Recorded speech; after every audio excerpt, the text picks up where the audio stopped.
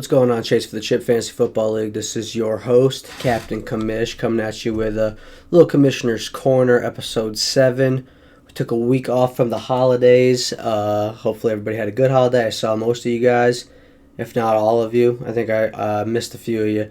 But I saw a lot of you fellas, throughout this time between this video and the last video. And, we had 2 weeks of football we got to cover, so let's just get right into it. Give me 1 sec while I do this. Bada bing, bada boom. Going to week 11. Wanted to get into it. So that is we had a little Confiding with the Commish episode where we had Middleburg football team and Snow Bunnies come on. We had 2 5-for-5s. That would be me and Laraway, a.k.a. the manager of Team Snow Bunnies. We both went 5-for-5, while Tanner went 3-for-5. That puts myself at 33 out of 50 on the year at 66%. So I'm trending up with that 5-for-5.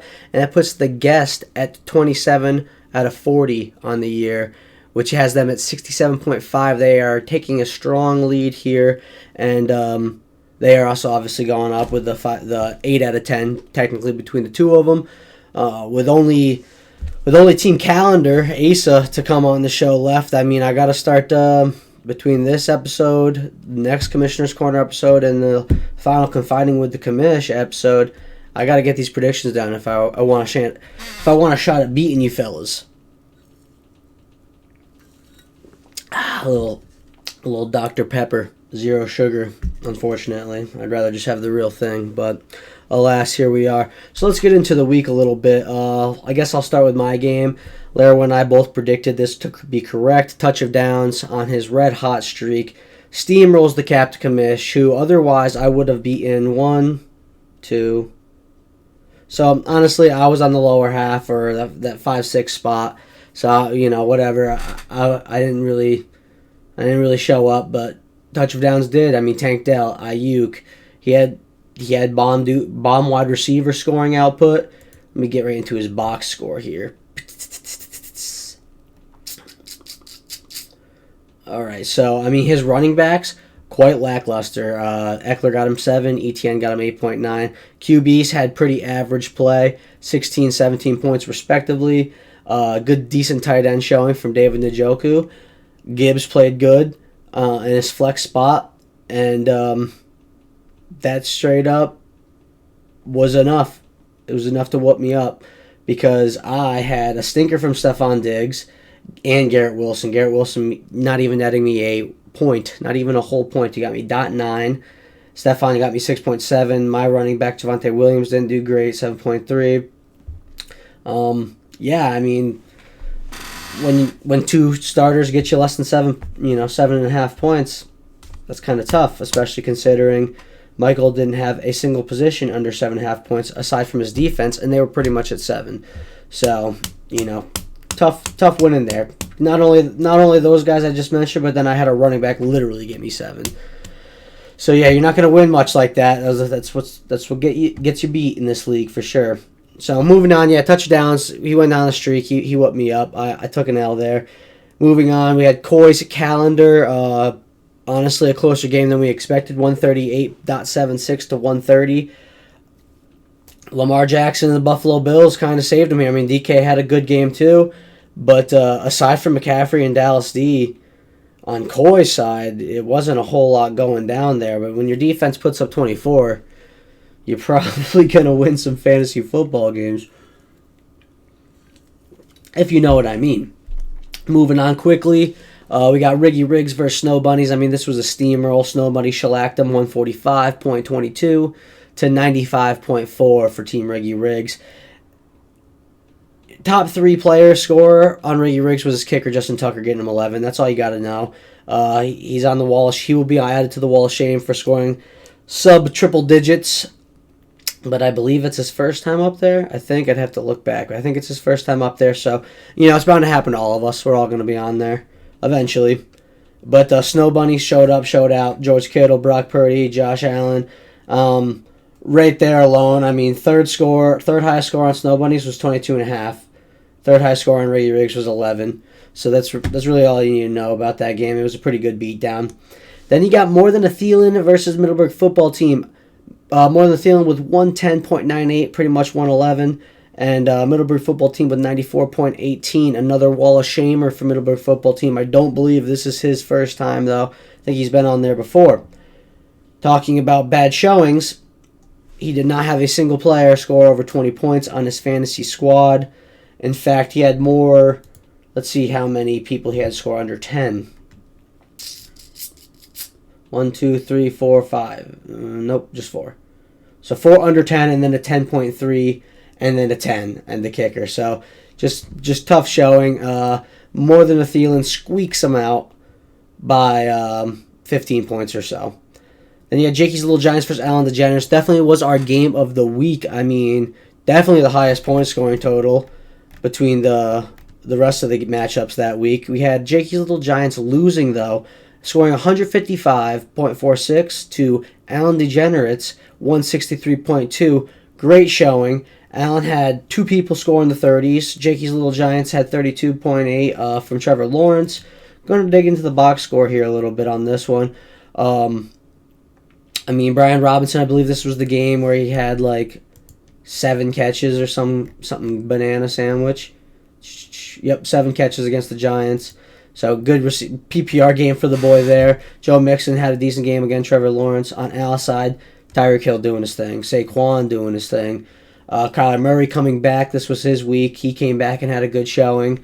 So yeah, but Al squeaked that one out. It was a great dub for the boy. Al needed it. Al was really fighting for the playoffs. Still is. He's fighting for the playoffs there. He squeaked a big win against a big opponent. So that was that week. That was week 11. I'm going to jump into week 12 here. This was last week. This was the holiday week, so no video or whatever.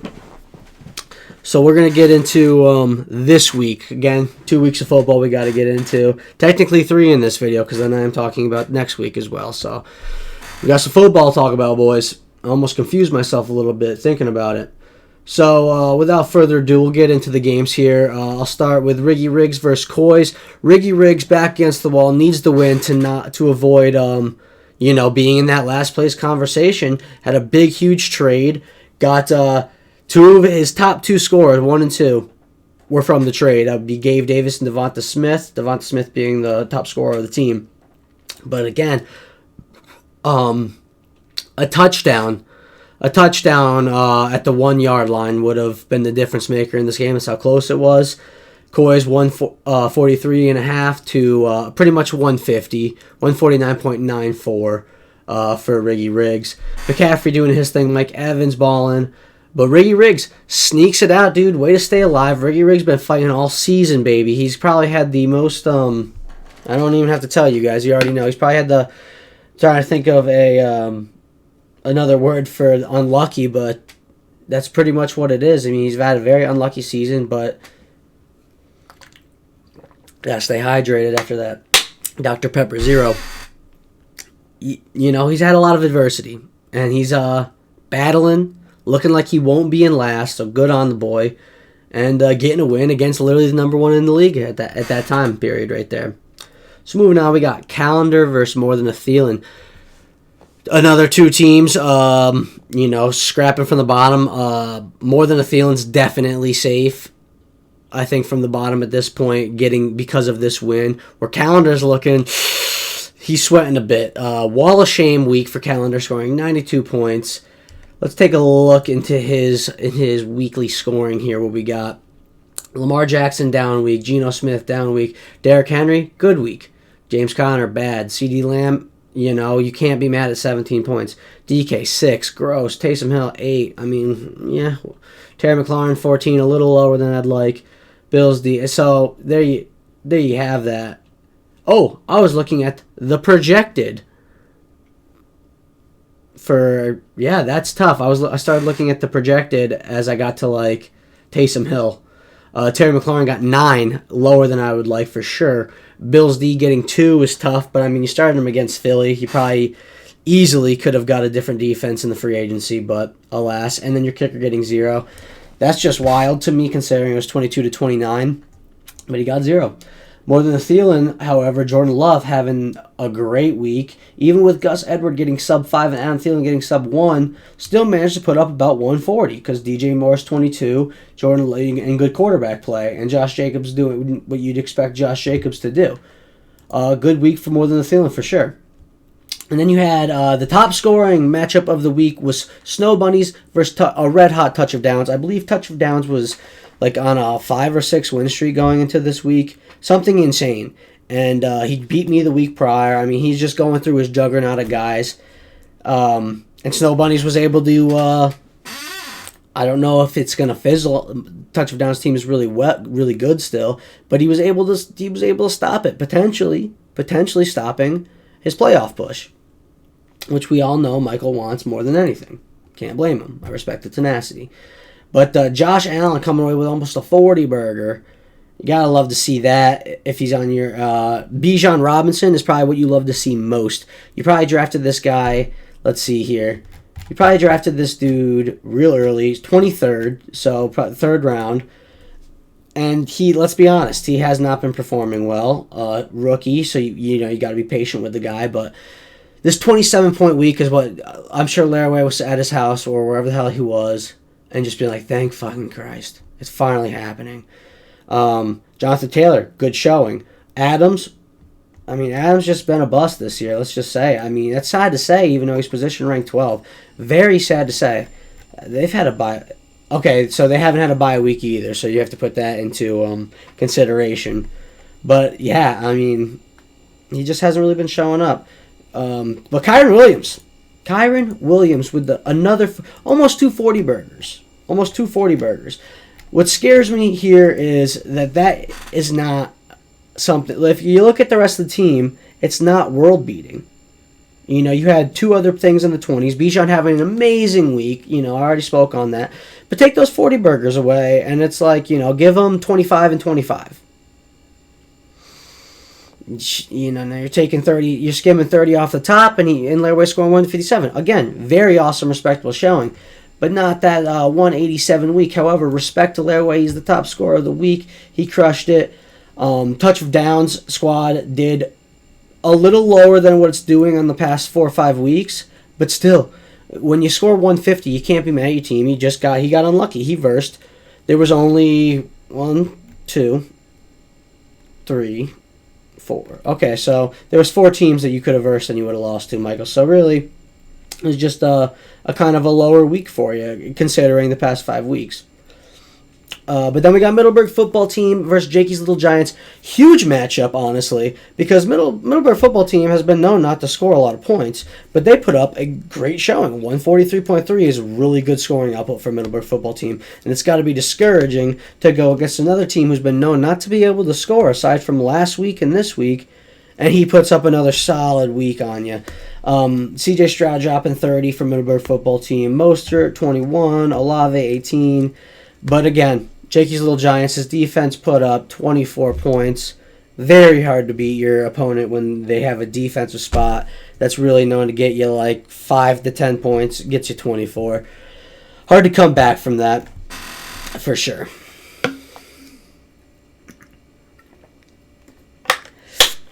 So that was the last 2 weeks recap. I do want to get into some things that were a little spicy in the chats. There were some trades. There were some big trades. Some people weren't happy. Some people got upset. I'd like to address these trades. I know I was relatively quiet in the group chat just because I was literally talking to Michael for an hour and a half about he was being a big baby. Oh my God, a big baby. But he did calm down about 2 hours later, and he was like, I'm calmed down, blah, blah, blah. And, Michael's my boy. I love the boy to death. So we're all good there. Anyway, the first trade was Jared Goff, Puka, Rashad White, Tank Dell for CeeDee Lamb and Lamar Jackson. We've already gone into how this makes Michael's team insane. Makes his team absolutely bananas. Let me pull up Michael's team right now so we could really just dissect this a little bit together. Because it did cause some controversy. Not so much this one, but the next one, and we will talk about that too. But giving up Rashad White, who is on his bench, Puka, who is on his bench, Tank Dell, who it doesn't matter because you're going to replace him with CeeDee Lamb, and Jared Goff, who is on his bench. So 3 bench players, and you lose nothing. The starter you lose is replaced by an even better starter. And now you also have, debatably, a replacement for Sam Howell, who is, while QB7, Lamar Jackson is, I believe, QB6, and obviously you start Lamar Jackson every time over Sam Howell. You just do. So your team just becomes exponentially better, and a team who, let's just see what you've been scoring the past 4 or 5 weeks, because you just made a blockbuster trade 4 or 5 weeks ago before that. Oh, I clicked Middleburg football team on accident. So, if I go to touch of downs, the week of his big stretch, he did win against Middleburg football team 128.9 to 105. Not huge, but this next stretch is where, that was week 7. I'm talking week 8 and on. Touch of downs scored 165, 186, 170, 161, and 148. I would put money that is the best stretch point-wise. If I took the highest points scored, put it in an Excel spreadsheet, you would have the largest average scoring from week 8 on. And now we're talking about you getting just insane value for nothing. You're giving away nothing. So yeah, there's that aspect of that. Sorry, but the clicking is like, it's hard to stay on top of what I want to talk about when I'm clicking all over to try to, pull up stuff again, but I digress. So again, and then Asa Calendar would be getting, a load. He would be getting a lot that would boost his squad up. And that's good for Calendar. I don't think anybody wants... I think that the big misconception in a lot of the trades is like, oh, someone's got it out for somebody. We want to see... Like, I've made jokes that I want Calendar on the calendar. I don't care who's on the calendar. I'm just trying to have fun. Like, I don't care if whoever's on the calendar. It's just was looking like, when I do these videos, Ace has consistently been in last. Like he's going to be on the calendar. And it looked like he's embracing it when he changed his team name. So that's kind of what I rolled with, and that's who I chose to be the person I've pretty much stuck with since the get on who I think is going to be calendar. So I don't think there's any of that type of stuff where it's like, oh, you got it out for this guy, you got it for that guy. No, I think there's a severe lack of like understanding a lot, and like putting yourself in the shoes of other players essentially on why they would maybe veto this. Because mind you, this is not week 7, this is not week 6 where like everybody's still in it. Even if your team's fucking 2-5, you are still very much alive and can do stuff. This isn't that. This is literally like most other leagues I'm in. The regular season ends this week. Like this last Sunday is the last week of regular season. Our league, this is the second to last. But, I mean, this week is huge. This week is huge for not only the last place, but it's huge for the playoffs. And we are talking about, giving a team a massive, massive, massive jump, an advantage, and losing nothing over it. Sure, is it fair in the sense that it helps both guys? Yeah. You could make that argument that this helps... both equally, even though the value of players is severely skewed on one side. You could do that. But I don't think that's necessarily fair because if you just put someone in, like, let's say, Baked Vet shoes. If we go to Baked Vet, and let me go pull up the scoreboard here. So Baked Vet, or I'm sorry, Jakey's Little Giants now. Unfortunate name change because I thought Baked Vet was one of those ones that will stick around for a while. He's versing not only the last place team, but the team that this trade would be going through for. So if I'm Jakey's Little Giants, I'm thinking, one, I need to win to secure a playoff. This is a must-win game. So one, I don't want him getting other players. That in itself is worthy of a veto. I mean, quite frankly, it takes half the league to veto. So we're talking about one vote, why he would want to do this. And he'd get a haul of players, and now it's like, oh, snap. Not only does that happen, but the person Jakey's Little Giants is competing directly with is touch of downs to get for that playoff spot. I mean, directly. Touch of downs, Allen DeGens, and Jake's Little Giants are the 3 teams that are going to get in that that 4th spot. So he's got 2 reasons why he would not want this trade to go through. He would not want touch of downs to get better. He doesn't want calendar to get better because, I mean, he is directly impacted in more ways than one with this trade. And I only wanted to bring that up because Alan DeGenerate's squad in the group chat did say, vetoes are meant for collusion, though, no? Just vetoing because it makes your chances of playoffs worse is pretty fucking lame. And while I do tend to agree with that early on in season, the trade deadline, a blockbuster trade on the trade deadline, there's no problem with that. But when a blockbuster trade happens that is so lopsided like this one, I mean, that trade was vetoed within 45 minutes on a work day of it going through. That was a very skewed blockbuster trade. That's going to rub multiple people the wrong way. I absolutely agree with 100% with the sentiment here. If it's like week 6 or 7, if there's like, this team's really good, even though this trade's fair, I don't like it. Because that's still anyone's game. Now we're talking about like, damn, this trade going through is the season. Like, this isn't jokes. This isn't, hey, looking in the future. Like, that's the season. We're talking one loss for some of these teams. You know, Allen DeGens, touch of downs, or Jakey's Little Giants. Jakey's Little Giants has a little more breathing room. One loss, and their playoffs is done. There's no shot for them.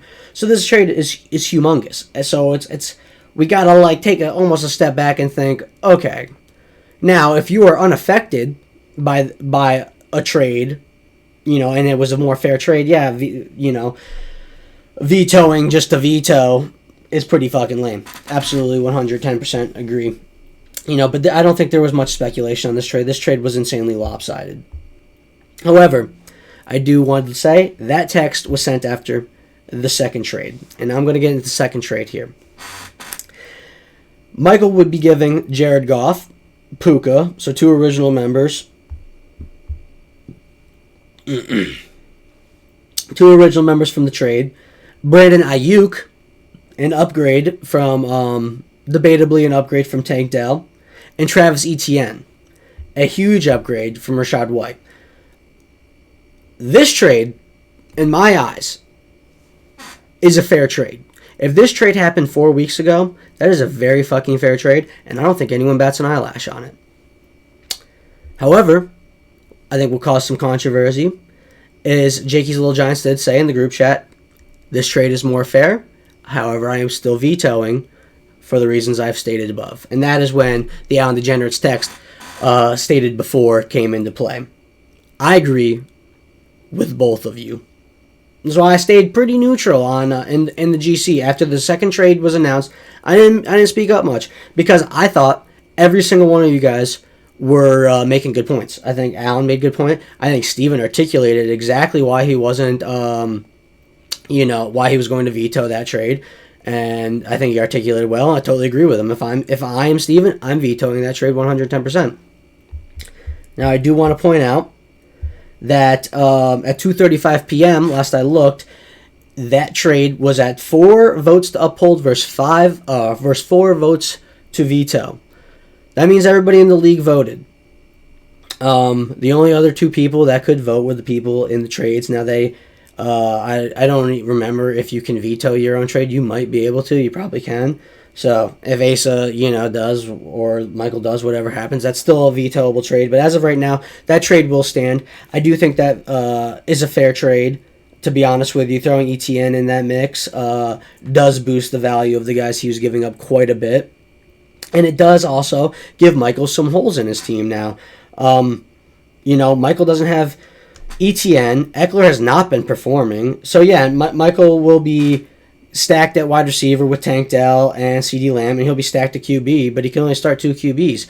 So, now I'm almost, Asa, this is a good trade for Asa at this point. I really do. So at 2:35, I voted to uphold this trade, and that is when I saw that it was 4-4, and I was like, damn, I was the vote that could have vetoed. I could have ended it. I had the power in my hands. I did not. I let that stand. Hate me, love me. I thought that was a fair trade. That second trade, I thought that was more than fine. I just also wanted to give a shout out to Team Coys. Team Coys throughout that group chat I thought was articulating well. He said what I just said in the video, if that trade was 3 weeks ago, maybe, yeah, for sure. But it's the deadline, which I already stated, so I thought that was a good point. And then the final point I wanted to bring up is Alan did state something that I thought about texting. This is the one thing I thought about jumping in on a little bit. But honestly, it was already hot enough. I didn't need to poke the bear a little bit. I just figured I'd talk about it in the video. So on Degenerates texts. Just also want to point out that if you guys vetoed a trade that potentially got me off from being on the calendar, I would never forgive any of you. Asa, Michael, boys, I tried talking some sense into these fellows, but alas, I'm going to play some duty. And duty he played. Respectfully. Good for you. I'm sure he was playing a little search and destroy, cooling off the Jets a little bit, probably getting some fat dubs. That's my boy Al. I do want to absolutely disagree with this whole notion up here. It's week 14 by the end of the week. If you are in last, barring a very unlucky, you're 6th in scoring and everyone was just dropping crazy points on you all year and honestly you did everything you could. Barring that situation, you're in last for a reason. I mean, we've talked about it in several videos. It was week 8, and Snyder still had $92 in his, in his free agency money. He didn't make too many trades. He wasn't super active in the free agency for the big names. Yeah, he was picking dudes up after everybody got their bidding done, so he was grabbing them for free. But it's if I'm 1-7 or whatever calendar was. I'm spending some wads where changes need to be made, and he really didn't. So I would argue this trade is not to the, granted, Al does not say this trade would, save a season, blah, blah, blah, blah, blah. And he didn't, say this trade, makes a season. I don't know how to really articulate that thought, but hopefully you guys are catching what I'm saying Al is not saying. I know that's a little confusing. He's just saying this trade would potentially get him off. And this is accurate. This is very accurate. I don't think, we could look at it that way. I think if you do look at it that way and a trade of this level, if I'm calendar, a trade of this level happens, that caused so much controversy, they block it. I don't think I could hold animosity against the league because it's we all put money into it. We put so much time. If you added up the hours you look at fantasy football every week, most guys in this league, it's exponential. And to have a season ending trade, essentially just giving Michael the trophy just to help, even though it's helping a bottom team, to hold that against the league I think would be kind of petty a little bit, but that's my opinion on that situation. So I digress. I did want to get that out of the way. I do think that trade's going to go through, and I think the trade deadline is still not until tomorrow, so we might get another blockbuster trade coming up here. But anyway, it was a fun one. Shouts out for Michael for understanding you were absolutely fucking out of control texting me and low-key apologizing a little bit. That was, takes a big guy to apologize. I stand by that. So I'm going to get into the prediction now that we're 30 minutes. I'm going to really just rush through these predictions. Captain Commish versus Middleburg football team. It's kind of tough because I'm doing this Tuesday at 10 p.m., so as of right now, Middleburg football team has 1, 2, 3 buys not set. I could probably take a guess on who we'd fill in there. I don't think it matters. Give me Captain Commish right there. Then we got Coys versus More Than a Thielen. Is actually low-key a decent matchup. However, More Than a Thielen did just win, and we all know how that goes for the boy. So, looking at the matchups, it doesn't look like too many buys are hit by Coys. Looks like he's just got He's got his Vikings players and Odell Beckham. Probably wasn't going to start any of those lads anyway. Let's see what More Than Thielen had on bye here. He's got DJ Moore on bye, Gus Edwards on bye, Josh Jacobs on bye. Okay, yep. So this is definitely a Coys win. Give me Coys on that one. Then we got touchdowns, Riggy Riggs. Interesting matchup. I actually low-key love this matchup just because I would love to see Riggy Riggs smack the fuck out of touchdowns. I think if anything, anybody deserves to lose a game after this bullshit, it's touchdowns. Again, all love and respect, whatever. I love the fact how hard Michael fights, but a little big for his britches. When he was on a 6-win streak, that boy was talking shit, for sure. And I think we all love to see a Riggy Riggs win. So, I want Riggy Riggs, but my brain tells me touchdowns, for sure. Especially when this trade goes through. Then we got Jakey's Little Giants calendar. This is interesting because when this trade goes through, Calendar's whole team is completely different. I mean, completely different. It's hard to try to visualize. Let me see here. Let me just try to pull up a little something because I'll pull up the trade and try to add. So he would be getting these dudes. So Calendar would be able to start Jared Goff for either Gino or Kenny, whoever. We probably, I don't know, not even going to try to guess there. And would he put Puka in? There's no CD, there's Terry. I don't know. He might not put Puka in. But then I do imagine he does find Rashad White in there somewhere, and I do imagine maybe Tank Dell gets in the flex. I do see James Conner or Rashad White. I might do Rashad White on the low, real talk. So there's that situation versus Jakey's Little Giants. I still think this is tough. This is the game of the week, boys. I know it don't look like it on paper, but I think this is the closest matchup. Yeah. I do. Trevor Lawrence against Cincy. Matchups aren't great for Jakey's Little Giants. Otherwise, I'd give edge Jakey's Little Giants. But you got Philly at San Fran. You got Nico Collins at Denver, who's been balling. Alvin Kamara at Detroit. Mixon at Jacksonville. I mean, his whole squad is versing tough defenses. So, game of the week, I'm going to still go with Jakey's Little Giants, though. And then we got the second to last matchup, Allen D-Gens versus Snow Bunnies. This is a fucking good matchup, too, boys. This is a great matchup. I got to look at this for a little bit here. So we got Kyler Murray against Pittsburgh. It's a good defense. Bryce Young versus Tampa. That's not a great defense. Damon Pierce, Denver, a good D. Right now, Atlanta, Brees Hall. Tyreek Hill, Washington. Amon-Ra, the Saints. Sam Laporta, Saints. Let's see, Philly, Detroit. I like Allen here. Hot take. I know Snow Bunnies team just did put up a big. That's another great game. I almost want to give that one game of the week. That's game of the week junior. It's game of the week junior because Al's battling, and you know what? Give me Al. So I got Steve, Al,